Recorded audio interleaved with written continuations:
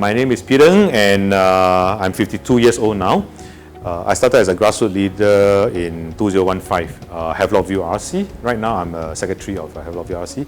I'm working in NETS, which is, if you all know, aware of, is that the hawker centers go digital, whereby the hawker center stores using QR and all this. Our department was the one that driving it.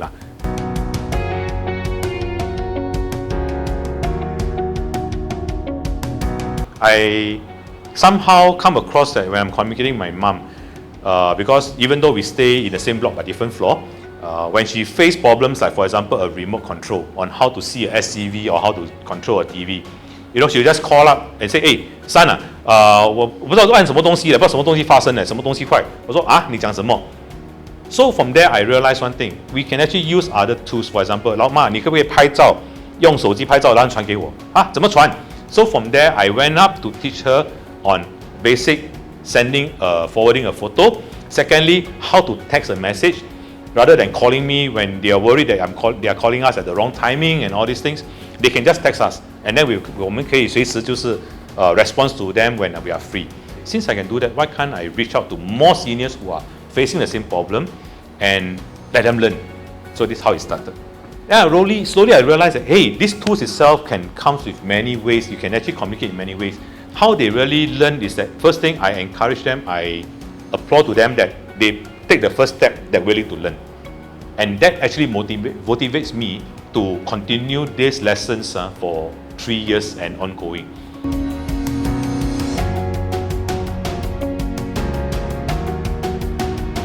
We only learn practical things like apps, for example, WhatsApp, minimum communications with family members and friends, how to share pictures, because why?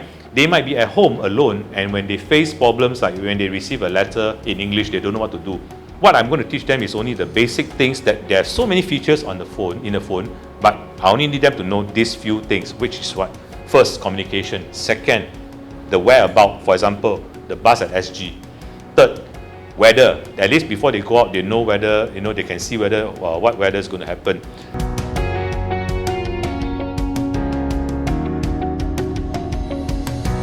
Let them have a platform to practice. That's more important. I don't convince them. It's actually the style of my way of teaching.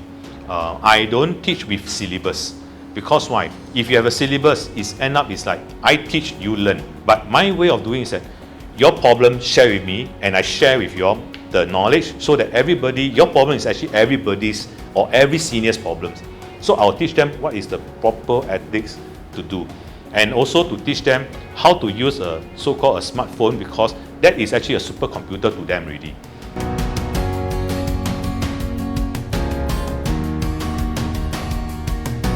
The challenge that I face is, first thing, all are using different type of phones. So if different type of phones, right, the icons are different, the features are different, I have to let them know some of the basics. So I have to go into the roots, and I always teach them the fundamental knowledge of what is cloud.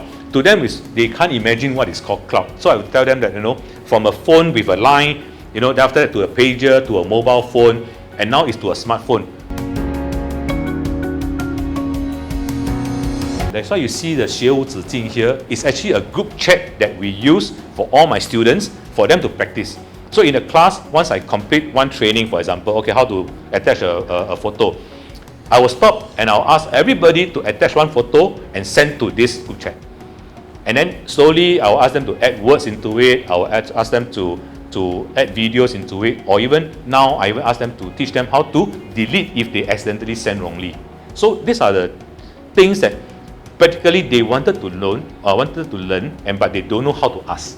So what they do is that they come over here, they actually refresh their memory, or they actually practice it again. Because why? At home, people tend to be lazy, and they are also shy to send to friends and all this. But after a while, then they realize actually everybody has the same problem that they themselves are facing. It's only somebody who bring it up, then they quietly learn together. Second is that don't need to have the phobia of using a smartphone. It will not explode. A lot of seniors worry that the phone will explode, or they press wrongly, the children will scold them. Third thing is that practice. After you learn already, you may know, you may not know, you may be forgetful or you've forgotten already. Just dare to use and practice it.